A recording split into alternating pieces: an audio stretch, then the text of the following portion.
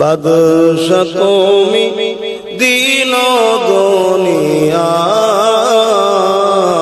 হে পরওয়ারদিগার। সিজদা লাহে হাজার বার আমার, হে পরওয়ারদিগার। তোমার নূরের রোশনি পরশি উজ্জ্বল হয় যে রবিউ শশী। তোমার নূরের রোশনি পরশি উজ্জ্বল হয় যে রবিউ শশী। রঙিন হয়ে ওঠ বিকশি ফুল সে বাগিচা, হে পরওয়ারদিগার। বাদশা তুমি দিন দুনিয়ার, হে পরওয়ারদিগার। আল্লাহুম্মা সাল্লি আলা মাওলানা মুহাম্মদ ওয়া আলা আলিহি। আজ আমাদের অবস্থাটা ঠিক কেমন জানেন? আমরা চাই ভালো হতে, কিন্তু হতে পারছি না, তাই না? আমাদের চাই ইচ্ছা দৌড় করবো, নামাজ পড়বো, রোজা রাখবো, কিন্তু আবার করতে পারছি না। আমাদের চাই মন না খারাপ কাজ করবো না, আবার করছি না। এর জন্য একটা কারণ, আমাদের কলবটা শয়তানের দখলে চলে গেছে। যেমন আমার দেশের রাজধানী হলো দিল্লি, দিল্লি যদি বিদেশের হাতে চলে যায় দেশ বেকার হয়ে যাবে। তা আমাদের শরীরের রাজধানী হলো কলব। এই কলবটা যদি শয়তানের হাতে চলে যায়, ইচ্ছা থাকলেও জোর করে হয়তো আনতে চাইছি, কিন্তু আবার ভুল করে ফেলছি। এখান থেকে শয়তানকে তাড়াবার জন্য একটাই রাস্তা আছে, উযকুরুল্লাহ যিকরান কাসীরা। আল্লাহর বেশি বেশি করে জিকির করতে হবে। কেন? আলা বিযিকরিল্লাহি তাতমাইন্নাল কুলুব, অন্তর শান্তি পায় আল্লাহর জিকিরে। জোরে বলুন সুবহানাল্লাহ। এবারে এই জিকিরটাকে দুই ভাবে নেওয়া যায়, দুই ভাবে নেওয়াও হয়েছে। এক হচ্ছে আল্লাহর পাক নাম ওলির কাছে বায়াত হয়ে অন্তরে যে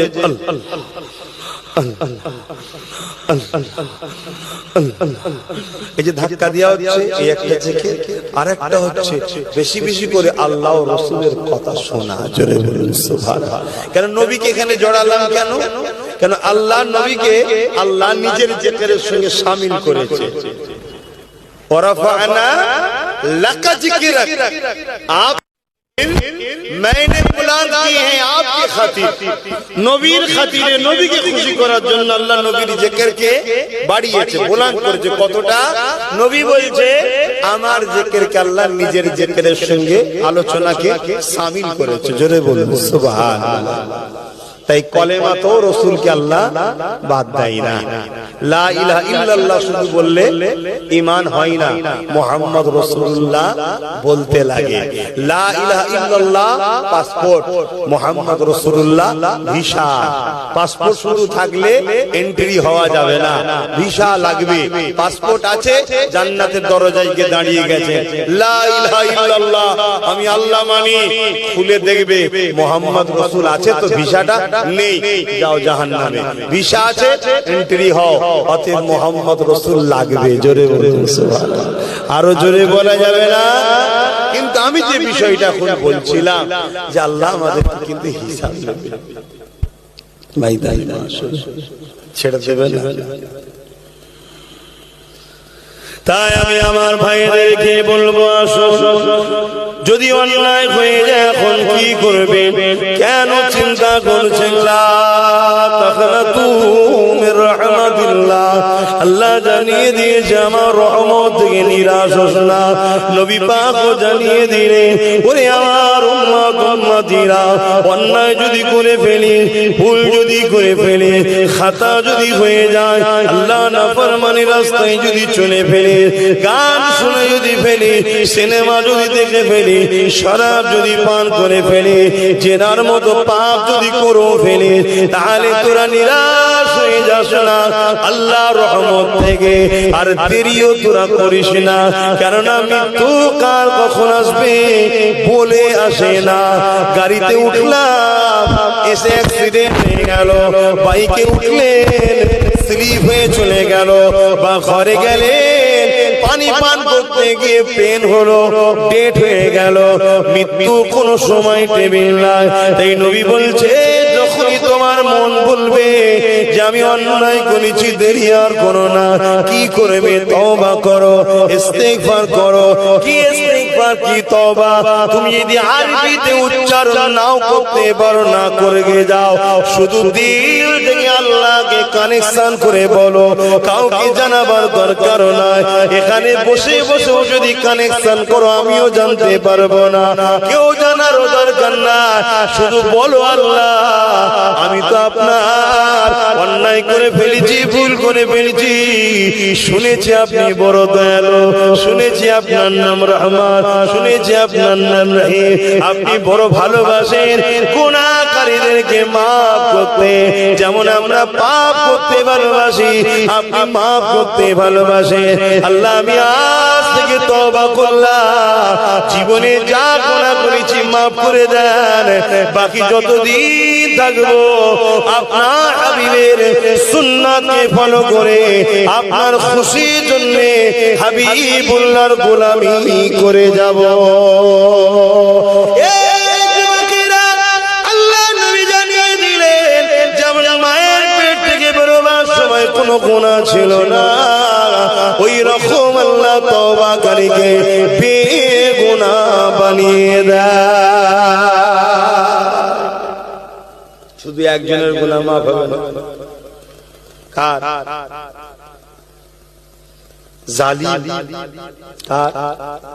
জালিম, অর্থাৎ হকুন নাস যে করেছে, গরিবের ঝেড়ে খেলিয়েছে, এতিমের ঝেড়ে খেলিয়েছে, পরের জায়গা দখল করে নিয়েছে, মানুষকে মিথ্যা হয়ে জুলুম করেছে, মিথ্যা বদনাম দিয়েছে, মিথ্যা কেস করেছে, মা বাপের হক নষ্ট করেছে, মা বাপ ছেলের হক, শুনে রেখে দেন বাবা, আজকাল এটা ঘটছে, আজকাল এটা ঘটছে। বিশেষ করে বাপেরা অনেক, মায়েরা অনেক, এগুলো সব ঘটছে।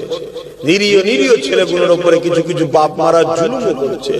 একটা হক এ মা বাবা, কেন এটা তার কাছে মাপ চাইতে হবে? এবার আপনি ছেলে হয়ে বাপ বেটার কাছে মাপ চাই, এতটুকু তো বলা, বাবা ওটা আমার ঠিক হয়নি, বুঝলি বাপ, ওটা তোর সাথে এইভাবে বলাটা আমার ঠিক হয়নি, একটু বেখিয়ালে হয়ে গেছে বাপ, কিছু মনে করিনি বাবা, তুই তো আমার ছেলে। এই ছেলে কি বলবে নাকি পাত্রে ক্ষমা চাও? এই যদি কোনো ছেলে এই কথা বলে ছেলে জাহান্নামী, ও ছেলে জাহান্নামী। তো মনে রাখবেন এই হক, একে অপরের যে হক আছে, নেতাদের হক প্রজাদের উপরে আছে না? না, আমাদের সব ছেলেরা নেতা হবার বিরাট হক, ভালো জিনিস, কিন্তু মানুষের হক দেবে। যদি গরিবের হক না দাও, তোমার কাছে 500 তেল বলেছে, তুমি 100 দিয়ে 400 বিক্রি করে নিয়েছো, কেউ তোমায় কিছু বলতে পারে না, কিন্তু ওই 400 জনের কাছে ক্ষমা চাইতে হবে। কিয়ামতের দিন 400 জনকে পাবে তো? অতএব বাপ সামান্য লোভে জাহান্নাম খরিদ করে ফেলো না। বাকি যত গুনাহ আছে আল্লাহর কাছে ক্ষমা চাইলে, কাঁদলে আল্লাহ মাফ করে দেয়। জোরে বলুন সুবহানাল্লাহ। এই যুবকেরা, আমার আল্লাহ তো দয়ালু, সেই আল্লাহ ছেড়ে তুমি কাদের পেছনে ছোট? সেই আল্লাহ ছেড়ে তুমি কোন দিকে যাও? আমি তুমি যখন গান শুনতে যাই, আমি তুমি যখন সিনেমায় যাই, আমি তুমি যখন জিনা ব্যভিচারী কাজে চলে যাই, আমার আল্লাহ তখন তোমাকে আমাকে ডাকতে থাকে, ওরে আমার বান্দা বান্দি রে, আমাকে ছেড়ে দিয়ে কোন দিকে যাস? ওটা তো ইবলিস তোকে নিয়ে যাচ্ছে। ইবলিস তো তোদের প্রকাশ্য দুশমন। কেন তোদের বাপ আদমকে সিজদা করতে বলেছিলাম ইবলিসকে, ইবলিস অহংকার করে করেনি বলে ইবলিসকে আমার রহমতের দরবার দিয়ে বার করে দিয়েছি। ইবলিস প্রতিজ্ঞা করেছিল আদমের সন্তানগুলোকে জাহান্নামে বানিয়ে দেব। তাই তারা তোদেরকে আমার নাফরমানি কাজের দিকে নিয়ে যাচ্ছে। তোরা গান শুনতে যাস না, যাত্রায় যাস না, সারা পান করি না, ভুল কাজ করিস না, ফিরে আয় ফিরে আয় ফিরে আয়। আল্লাহ পাকে এইভাবে ডাকতে থাকে। আমার আল্লাহ যখন ডাকে ফেরেশতারা তখন বলতে লাগে আমার আল্লাহ ও আপনার বিরোধী করে যাচ্ছে, নাফরমানি করে যাচ্ছে, শয়তানের গোলাম হয়ে গেছে। আল্লাহ আপনি তারপরও কে বারবার কেন দেখেন, কেন বারবার ডাকেন? আমার আল্লাহ ফেরেশতাদের বলে ওরে আমার ফেরেশতা রে, এগুলো তোদের তো সৃষ্টি নয়, আমার সৃষ্টি। আমি আল্লাহ এগুলোকে ভালোবাসি। আরো জোরে বলুন সুবহান। খারাপ লিও না, বুঝাবার জন্য বলছি। এই যে উলামারা বললো, আমিও বললাম, ভাইরা মাহফিলে বসো বলিছে না বলি, আর আমার সঙ্গে পাল্লা দিয়ে তোমাকে বসতে দিচ্ছে না সে কে? ইবলিস, শয়তান। কেন বসলে তুমি আল্লাহর রহমত পাবে, ইবলিস সেটা চাই না। এরপরও অনেক মানুষ বসেছে না বসে, কথা বলো, বসেছে না বসে নেই। কিন্তু আমাদের ভাই, অনেক ভাইরা তারা পারছে না। আমি তাদেরকে ভাবাচ্ছি যে আপনাদের ঘরে দখল করছে, ধরে রেখেছে, আপনারা তওবা করুন বেশি বেশি করে যে আমি কেন বসতে পারলাম না। বসলে তো আমার জামাটাও নষ্ট হতো না, যদি হতো হতো কিন্তু আল্লাহর জন্য হতো, দ্বীন ইসলামের জন্য হতো, ঠিক না? আমি কেন বসতে পারলাম না? গানে বসি, দোকানে বসি, ফাংশনে বসি, সব জায়গায় বসি, যেখানে সমালোচনা হয় সেখানেও বসি, যেখানে মুসলিম ভাই নবীর উম্মত কলেমা পড়াকে মারার পরে প্লার হয় তাদের পাশে গিয়ে বসি। কিন্তু আমি বসতে পারলাম না নবী বংশের বাচ্চার মাহফিলে, কোরআনের মাহফিলে, দ্বীন ইসলামের আলোচনার মাহফিলে। কেন? এটা ব্রেনকে খাটাও। আমি আশা করছি আমার ভাইরা পরিবর্তন হবে।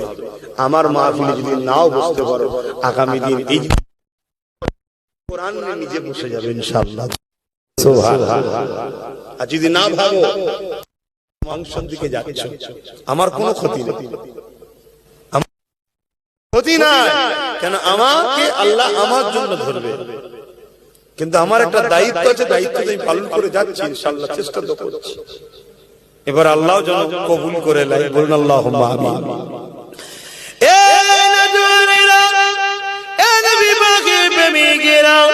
ধরুন ওই বাংলাটা সিনেমা দিকে চলে গেল, গানে চলে গেল, যাত্রা ফাংশনে চলে গেল। আমার আল্লাহ তদাপিও বাংলা দিয়ে তাকিয়ে তাই ওরে আমার বান্দারে, ওটা তোকে জাহান্নামে নিয়ে যাচ্ছে। তোরা কি জানিস না আমি আল্লাহ তোদের জন্য জান্নাতে কত সুন্দর রেখেছি? দুনিয়ায় তোরা গান বাজনার জন্য পাগল হয়ে গেছিস। একটা গায়ক সে 3-4 মিনিটের বেশি গান গায় না, কেননা সে বলে একটা গান 4-5 মিনিটের হয়ে গেলে মানুষ ধৈর্য খারাপ হয়ে যাবে। মনে রাখবি আমি আল্লাহ তোদের জন্য জান্নাতে আমার হুরেদেরকে তৈরি রেখেছি। তারা যদি কোনো জমিনের পানিতে থুতু ফেলে, পৃথিবীর যত সাগর আছে সব সাগরগুলো মিষ্টি হয়ে যাবে।